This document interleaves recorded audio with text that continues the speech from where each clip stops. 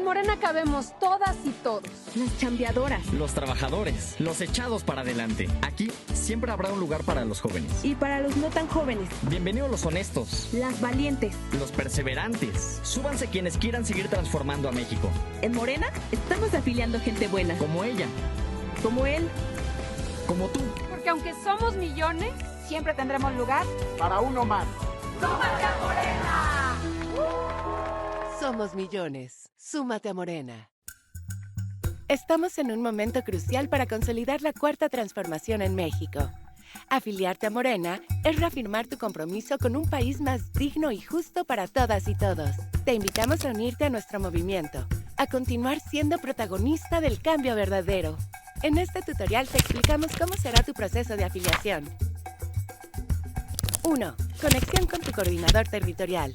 Tu coordinador territorial, debidamente identificado con su credencial, llegará a la puerta de tu casa. Ahí recibirás un mensaje especial de nuestra presidenta, Luisa María Alcalde Luján, y del secretario de organización, Andrés Manuel López Beltrán, sobre la importancia de formar parte de Morena. 2. Firma del aviso de privacidad. Al unirte, firmarás el aviso de privacidad que protege la seguridad de tus datos personales. 3. Captura de datos. Tu coordinador tomará una foto de tu credencial de lector vigente y convertirá la información a formato digital. 4. Verificación de afiliación. Validarás tus datos con un código que recibirás por SMS, correo electrónico o WhatsApp, garantizando que tu decisión es consciente y libre. 5. Fotografía oficial. Tras validar tus datos, se te tomará una foto para tu credencial de Morena. 6. Recepción de tu credencial. Finalmente, una vez que tu afiliación sea validada, recibirás un mensaje en tu teléfono o correo electrónico con instrucciones sobre el proceso de impresión y entrega de tu credencial de afiliación a Morena. Al afiliarte, te unes a millones de mexicanas y mexicanos que han decidido tomar el rumbo del país en sus manos. Somos millones construyendo una patria nueva. Súmate a Morena. Morena, la esperanza de México. Bienvenidos a las patrañas de la derecha. Comenzamos. La Agencia de Estados Unidos para el Desarrollo Internacional, mejor conocida como la USAID, está en una lucha para evitar desaparecer ante la intención del nuevo gobierno ultraderechista republicano de Donald Trump de eliminar a uno de los brazos injerencistas de Estados Unidos en el mundo, que pretextaba realizar ayuda humanitaria, dar recursos para la educación, a través de instituciones académicas y de think tanks, e impulsar los valores de la democracia, la libertad, patrocinando a medios de comunicación y periodistas. Tanto Trump como Elon Musk se refirieron a la USAID como hervidero de izquierdistas radicales. Han usado la red social X, propiedad del multimillonario Elon Musk, y medios corporativos para expresar que dicha agencia debe de desaparecer. Pero, ¿por qué Trump quiere eliminar una entidad que le ha servido al imperio norteamericano para incrustar sus políticas colonialistas y como instrumento de desestabilización de gobiernos contrarios a sus intereses a través de estrategias de lawfare y campañas sucias?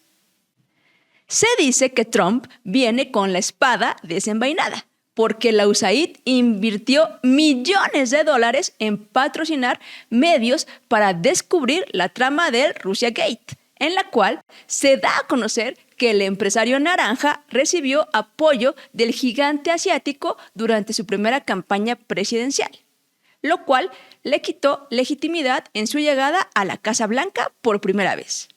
Esto nos recuerda que en Estados Unidos también se está dando la lucha política de los diferentes grupos y que la política no es uniforme. Actualmente, a pesar de la orden del republicano, un juez interpuso un recurso para detener la extinción de esta agencia, argumentando que sería un daño irreparable para los miles de trabajadores que la integran y que están repartidos alrededor de todo el mundo. además de los reclamos de las organizaciones civiles, institutos académicos y medios de información o desinformación que reciben apoyo de dicha agencia. En México, la USAID financiaba Mexicanos contra la Corrupción y la Impunidad de Claudio X González, flamante patrón del PRIAN-RD, con $96 millones del 2021 al 2024. A Mexicanos Evalúa, dirigida por María Amparo Casar, quien también participaba en Mexicanos contra la Corrupción y que recordaremos por el acto de corrupción por recibir una pensión millonaria en Pemex con $3.1 millones. Al Instituto Mexicano de la Competitividad, Data Cívica y Cómo Vamos la Paz, con un monto de $80 millones. En su momento, el expresidente Andrés Manuel López Obrador denunció al gobierno de Estados Unidos el financiamiento a organizaciones que golpeaban al gobierno. Esta acción era un claro acto de injerencismo por parte del país del norte en contra de la soberanía mexicana. Hay que decir que dichas organizaciones decían desempeñarse en el ámbito del periodismo independiente. Sin embargo, se sabe que participaron en estrategias mediáticas de propaganda a favor de la candidata del PRIAN, Xóchitl Gálvez, durante las elecciones presidenciales. Esto se suma a la constante campaña de bots y trolls en redes sociales, que en el proceso electoral del 2024 tuvo un pico significativo de dinero gastado para contratar estas granjas que venían de Argentina y de países de Oriente Medio. Así lo registró Julián Macías en su cuenta de X, antes Twitter. Ante ello, las preguntas necesarias eran: si Claudio X González Jr. se presentaba como un activista ciudadano sin participación partidaria, ¿por qué organizó a los partidos de derecha en México para competir en su coalición? Si es independiente, ¿por qué recibió fondos de Estados Unidos? ¿Qué garantiza que el dinero que proviene del país del norte no haya llegado en apoyo a una candidata a través de estos personajes que es que políticos? Vemos el caso del proceso electoral de Ecuador, en donde Daniel Noboa, actual presidente y candidato, ha gastado millones de dólares en propaganda, en espacios de medios corporativos, en pago a artistas e influencers y granjas de bots de origen turco para imponer una narrativa triunfal y enmascarar un gobierno nefasto. Sin embargo, a pesar del gasto oneroso, el fin de semana pasado, Luisa González, candidata del movimiento Revolución Ciudadana, y el hijo del empresario más rico de Ecuador quedaron en empate técnico, lo cual fuerza a una segunda vuelta. La misma estrategia mediática que la derecha mexicana llevó a cabo en su momento para las elecciones mexicanas, la está tratando de implementar Noboa, quien además recientemente demostró su lealtad incondicional a su amo y señor Donald Trump, al imponerle la maravillosa cantidad del 27% de aranceles a los productos mexicanos. El Junior quedó en ridículo, primero porque la relación comercial entre México y Ecuador es menor, y porque cuando salió con el anuncio arancelario tratando de imitar a Donald Trump, la presidenta Claudia Sheinbaum ya había tenido un acuerdo con el magnate naranja. Como vemos, estas campañas de mentiras, odio y tergiversación de información están inscritas en un manual que implementan las derechas en todo el continente.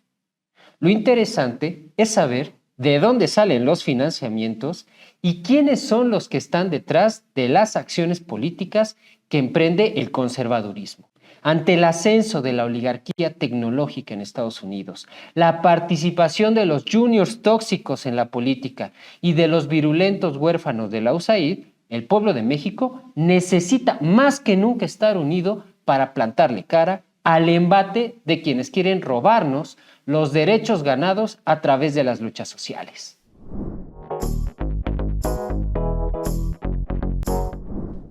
Bueno, amigos, amigas, vamos a esta sección que son las patrañas de la semana, en donde recuperamos las cosas más ridículas que la derecha mexicana acostumbra a decir. Y vamos a comenzar con un consentido de esta sección, que es... El consentido de Edgar. ¿Quién es tu consentido? Claro. Pedro Ferriz, vamos con este video. Pues ya tenemos la información que se ausentó el día de la boda de su hijo Gonzalo, que aparentemente todo indica que sí hubo una reunión el pasado 13 de enero en Palacio Nacional en la que el presidente López Obrador hizo una consulta con su gente y después de eso llegaron a la conclusión de que sí valdría la pena el que se fuera del país y esta versión de que pudiera estar en Cuba pudiera ser real, aunque no tenemos forma de comprobarlo por el momento, pero de que el hombre está en paranoia, está en paranoia. Y una cosa más, caros amigos, muchos de los empresarios allegados, cercanísimos a López Obrador, ya se están deslindando de él porque ya se dan cuenta de que sobre él viene una persecución política de los Estados Unidos. Bueno, amigos, ya vimos este primer video de el tío de Edgar y a mí me gustaría solamente decir, es una cosa normal esta fijación que tienen con el presidente. ¿Ustedes piensan que es normal que tengan esta fijación la derecha con el presidente?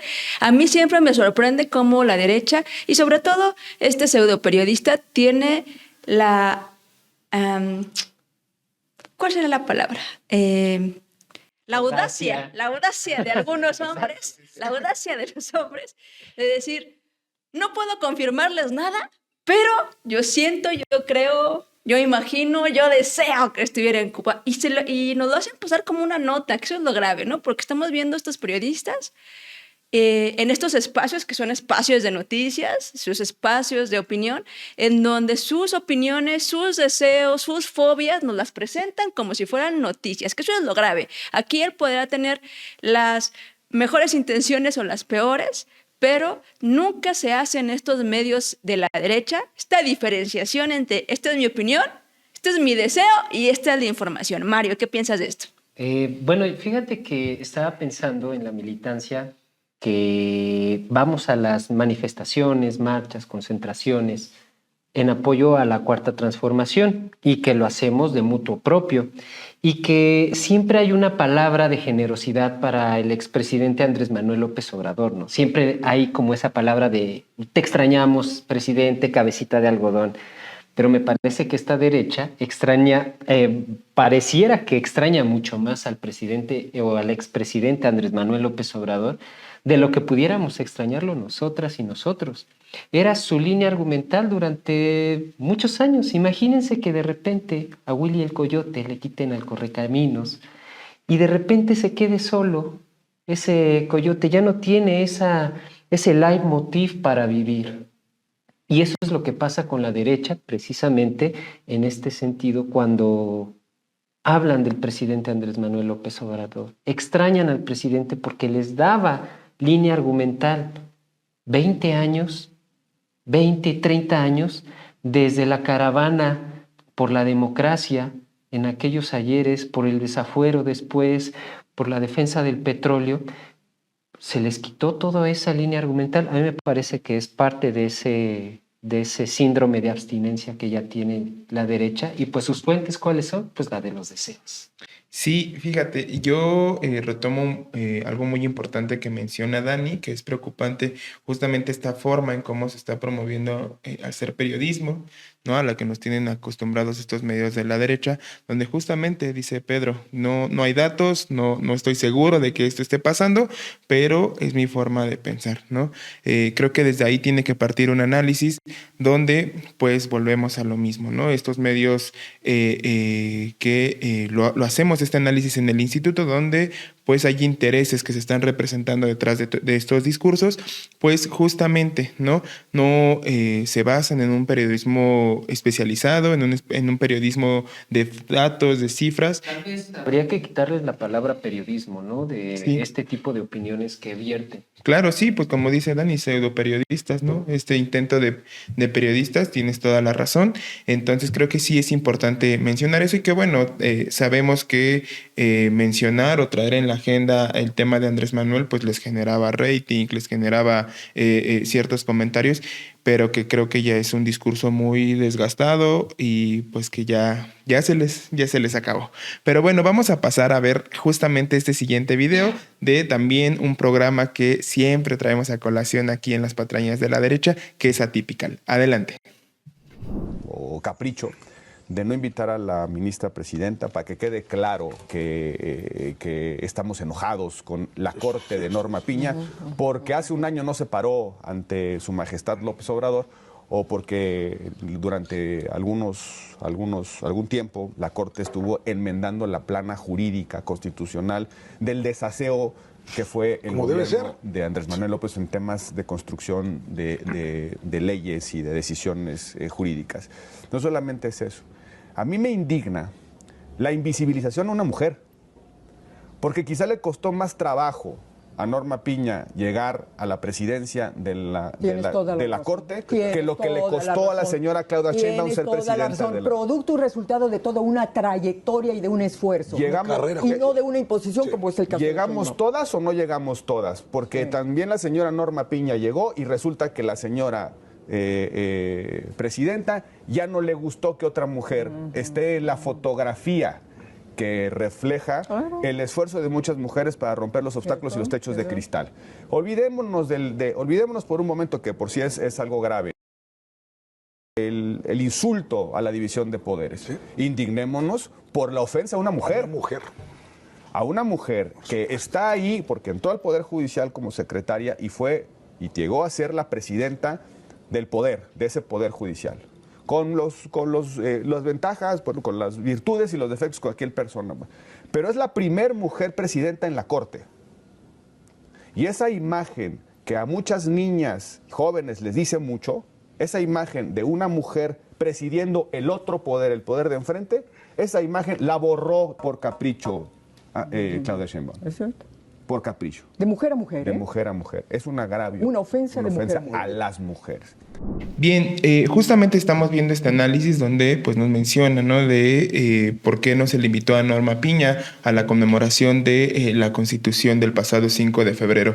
Me parece importante mencionar ese tema y que lo traigamos porque justamente se está tergiversando las razones por las cuales no fue invitada Norma Piña, ¿no? Y se utilizan en su discurso sectores muy vulnerables de nuestra sociedad, como son las mujeres, como son las niñas, que pues durante el régimen neoliberal hubo una campaña por invisibilizar a este sector de la sociedad, que eso lo tenemos que tener muy claro y que a mí me parece muy pertinente cuando decía, ¿no?, y Dani lo ha hecho mucho énfasis en diferentes espacios donde ha estado comentando, que Andrés Manuel López Obrador fue como muy tranquilo, muy light, pero Claudia sí es muy fuerte en esta parte. Es directa, justo. Y lo dijo ella y lo aclaró en una conferencia matutina.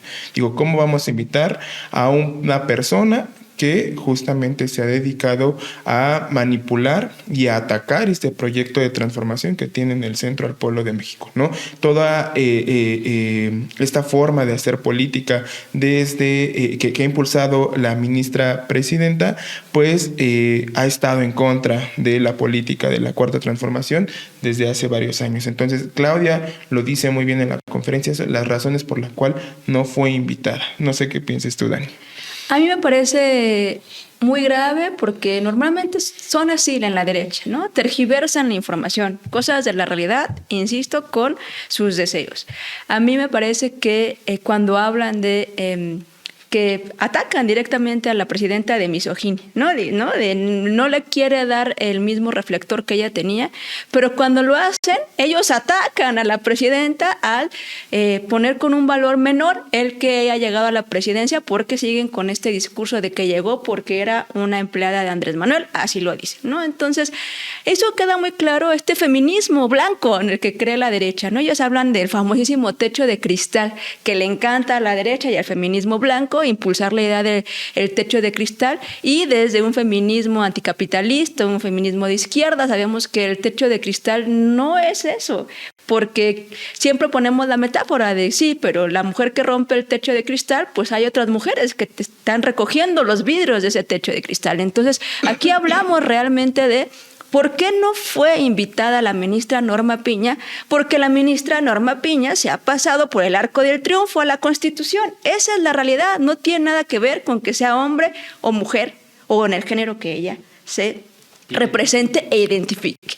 Entonces quieren sacar de contexto toda la campaña que hubo, no en contra de la presidenta, no en contra de Andrés Manuel, en contra del pueblo de México, que salimos a votar, que hoy por fin vamos a poder participar en unas elecciones históricas para poder elegir a nuestros representantes en ese poder, e insisten en tratar de poner piedritas para que esa elección no pase, y por eso la presidenta está en todo su derecho de no llevar a alguien a un evento tan importante que celebra la Constitución, porque es un documento en el que ellos no creen. Y el Poder Judicial estaba representado, por supuesto que sí, porque allí estaban otras compañeras ministras representadas en el Poder Judicial. Entonces ellos quieren sacar de contexto todo, hablar de misoginia cuando no existe. Aquí lo que existe es solamente poner las cosas en su debida dimensión. No estaba ahí porque ella no representa el Poder Judicial, y porque más bien Norma Piña representa ese asqueroso Poder Judicial que por fin nos vamos a poder quitar en las siguientes elecciones. Perdón, y como justamente lo dijo la doctora, ¿no? ¿Cómo vamos a invitar a un personaje a la conmemoración de nuestra Constitución, a una persona que está violentando la Constitución? Es algo que pues no es tener congruencia política. Lo dejó muy claro la presidenta Claudia. Así es.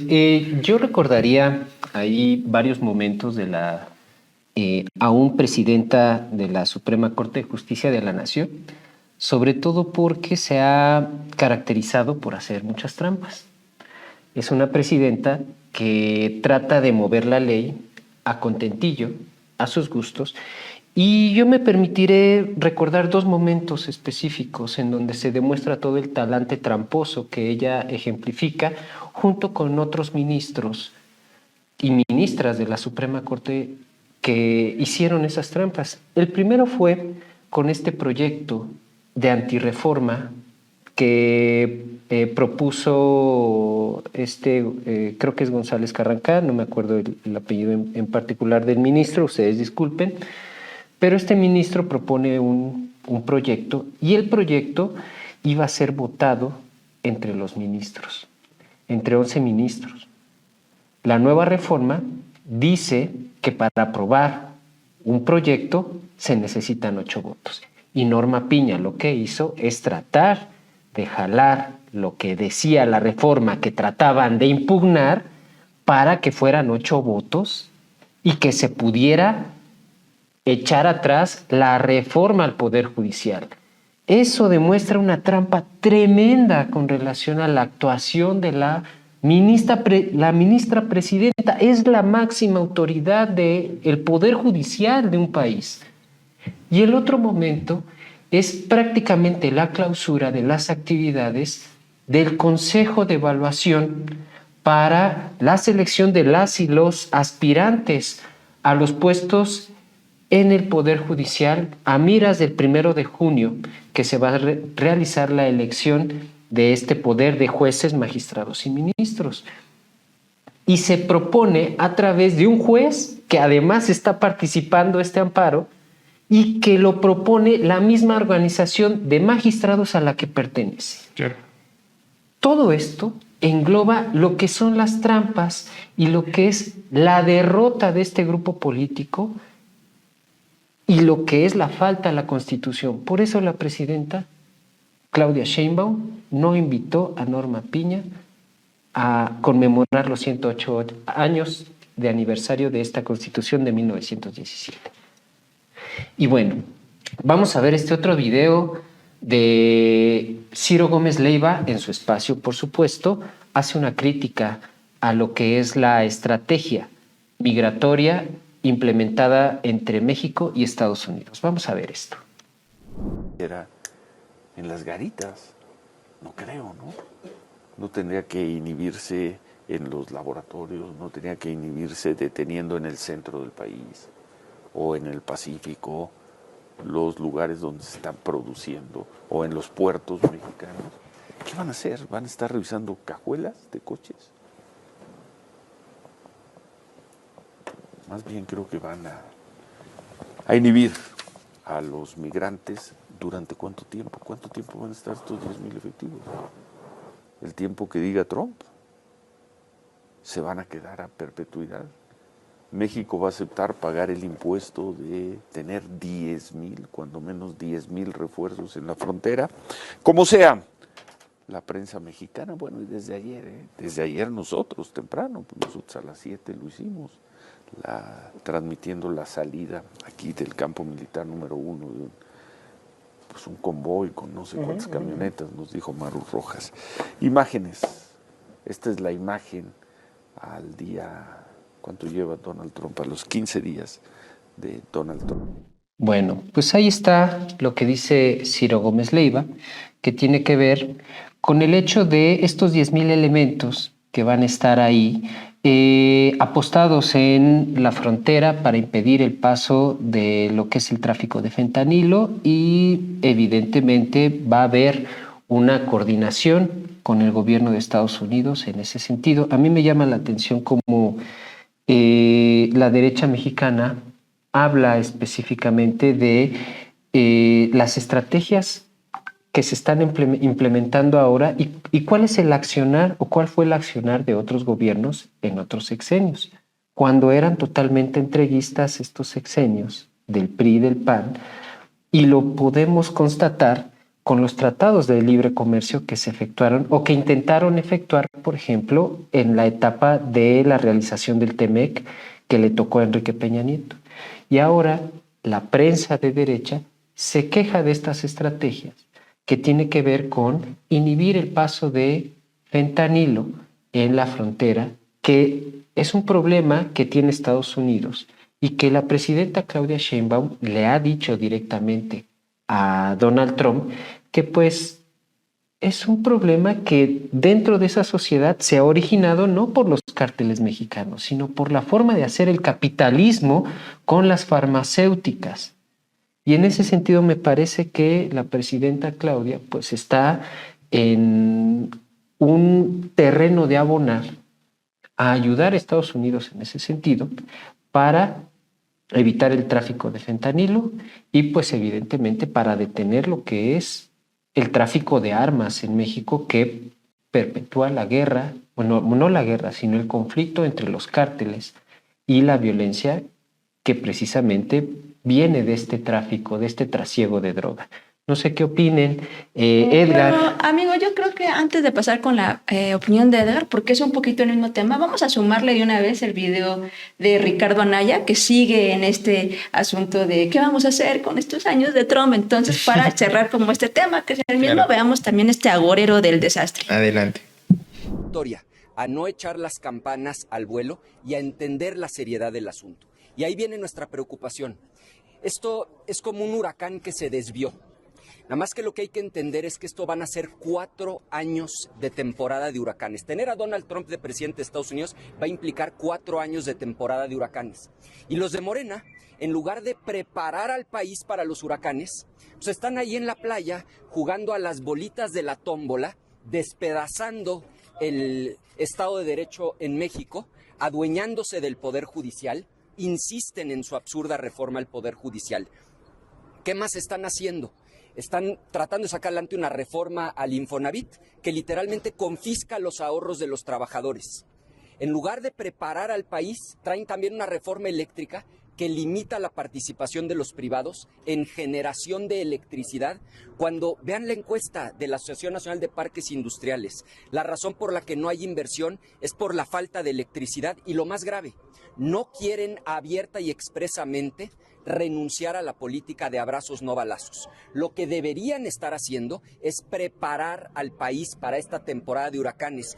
Listo, ahora sí, Adaga, ya con este contexto también de Riquín Canallín, ¿qué dices? Sí, pues justo creo que es importante hacer un recuento muy rápido de cómo justamente con los diferentes decretos que fue firmados por Donald Trump, muchos líderes de opinión, periodistas, referentes de la derecha en nuestro país, pues aplaudieron, ¿no?, esta política que está promoviendo Donald Trump, básicamente una política donde pues el objetivo era muy claro: ingerir dentro de nuestro país, que pudieran violentar nuestra soberanía, nuestra independencia, y que a partir de este diálogo que ha tenido la doctora, la presidenta Claudia Sheinbaum con Donald Trump, pues se han llegado a estos acuerdos, ¿no?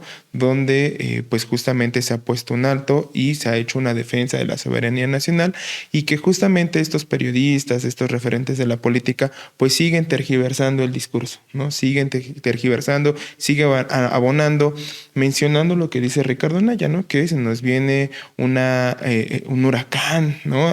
En nuestro país, donde pues vamos a estar sometidos ante la política de Estados Unidos, ¿no? Y que justamente abonan a todas estas políticas que no son nuevas, ¿no? Estas iniciativas de reforma como la de ley Infonavit, la reforma al Poder Judicial, la reforma energética, donde pues no es algo nuevo, es algo que ya se viene informando a la gente desde años atrás, no es algo nuevo, y que se ha dejado muy claro que se tiene como el eje recuperar nuestra soberanía, etcétera, ¿no?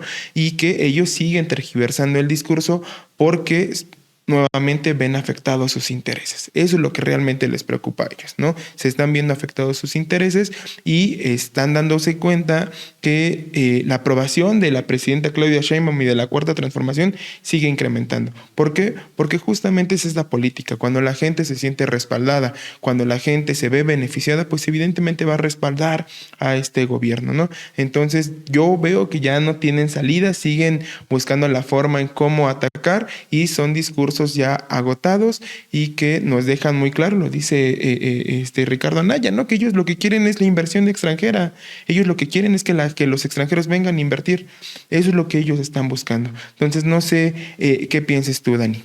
Pues mira, yo abonaría en los dos temas, ¿no? El primero es Ciro peca de ingenuo porque intenta comparar el que estén los 10,000 efectivos de la Guardia Nacional con lo que podrá ser que se implementara el 25% de aranceles. No es para nada un gasto, ¿no? Pensándolo en dinero, como a ellos les gusta pensar, no es para nada algo que se podrá comparar. Entonces, todo lo critican, ¿no? Si la doctora hubiera dicho que no, hubieran criticado que ella no haya querido dar algo a cambio de este mes en donde se están hablando de las cosas que van a pasar.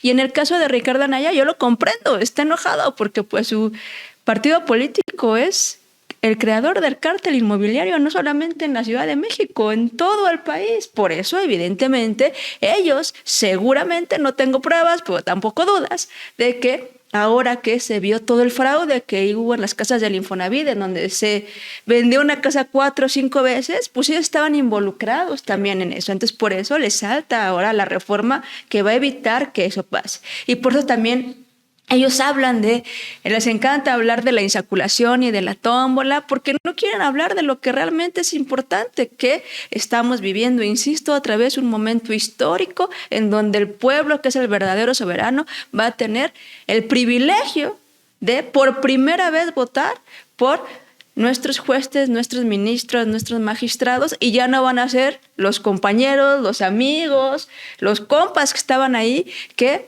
defendían los intereses de esta clase política que durante años se dedicó a robar en este país. Entonces, por eso me parece que está en todo su derecho de estar enojado. Por supuesto que está enojado porque los intereses no solamente del PAN, sino de toda la oligarquía política de este país, de la vieja política, se han visto afectados con el avance y la profundización de la Cuarta Transformación, que busca quitar los privilegios, que nos lleva a un espacio de derechos para todos, pero sobre todo que los pone, dirían los compañeros, ¿no? Fuera máscaras.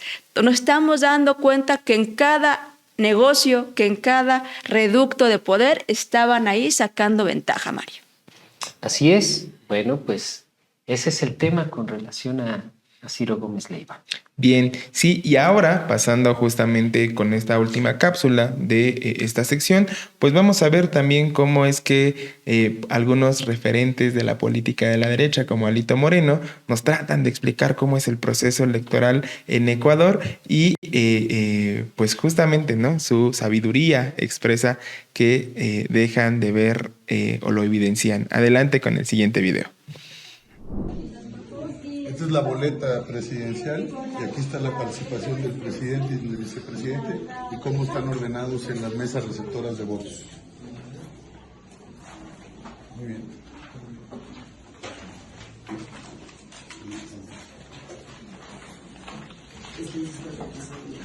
Bien, pues ya vemos aquí al gran observador electoral que fue a representar a nuestro país a este proceso electoral, donde pues se ve evidentemente que nos explica muy bien cómo es la boleta electoral, cómo se está realizando la votación y que pues evidentemente estoy hablando con sarcasmo, ¿no? Deja de ver que pues no sabe nada de este proceso y que justamente pues apenas está viendo esta boleta, no tiene referencias y es por eso que hacen un paneo muy rápido de cómo se están llevando, ¿no? Sería un tema como parece chiste, pero es anécdota, ¿no? Uno podría pensar que esto no pasa, pero lo dices perfectamente, Edgar. Es un asunto simplemente de hacerle la simulación de la democracia, porque alguien que nos quiere explicar un proceso democrático, alguien que se reeligió por encima de sus bases y sin ninguna legitimidad. Bueno, cambió las bases, cambió el estatuto del partido. Entonces, pues Alito, ¿qué nos puede decir, no? Entonces, a mí me parece que simplemente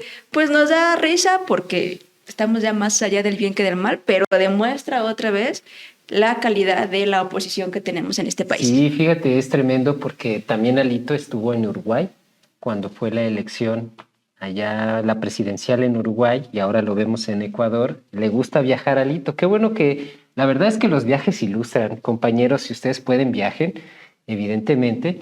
No, pero Alito lo hace con el erario público, lo hace a partir de un fin político. Y esto me parece que también tiene que ver con una parte en donde ya no tiene presencia en el ámbito político nacional, en donde el PRI como tal, el PAN, o lo que en su momento Claudio X González juntó como PRIAN-RD, pues está perdiendo mucha de esa fuerza, ¿no? Entonces, ¿qué hacen los presidentes o los expresidentes de estos partidos? Viajan. Lo otro que me gustaría comentar es que el proceso de Ecuador es un proceso muy importante y que se han gastado millones de dólares en publicidad, en trolls, en bots, por parte del candidato Daniel Noboa, que también es presidente del Ecuador. Y eso es fundamental porque repiten las mismas estrategias golpistas, mediáticas que vemos aquí en México. Entonces, ahí están enlazados estas dos fuerzas y hay que recordar que Daniel Noboa fue quien secuestró a Jorge Glass de la Embajada de México allá en Ecuador y que además hace el ridículo imponiendo 27% de aranceles en lo que son productos mexicanos. Recordemos que él fue invitado a la toma de protesta de Donald Trump. Así es. Fue uno de los invitados especiales por parte y que justo de esa estrategia que mencionas de redes sociales, de medios de comunicación, pues el financiamiento pues es algo casi como dicen un manual, ¿no? De dónde viene el financiamiento y por qué se establecen estas campañas golpistas en las redes sociales en contra de los candidatos, los representantes de la izquierda. Así es, fiel vasallo. Pero bueno, ahora sí vamos a pasar con la sección de Periodicazo en el hocico. Vamos a verla. Los jóvenes, educación, cultura, deporte, empleo, derechos, no guerras como las de Calderón. Ahora vamos con la sección de lo que realmente está pasando en este país.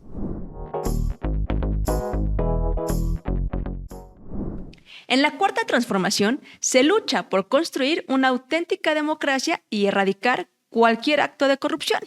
Se defiende la soberanía, la independencia y la dignidad del pueblo de México. Para ello, este 2025, la presidenta Claudia Sheinbaum ha enviado al Congreso de la Unión una serie de reformas que aquí te resumimos.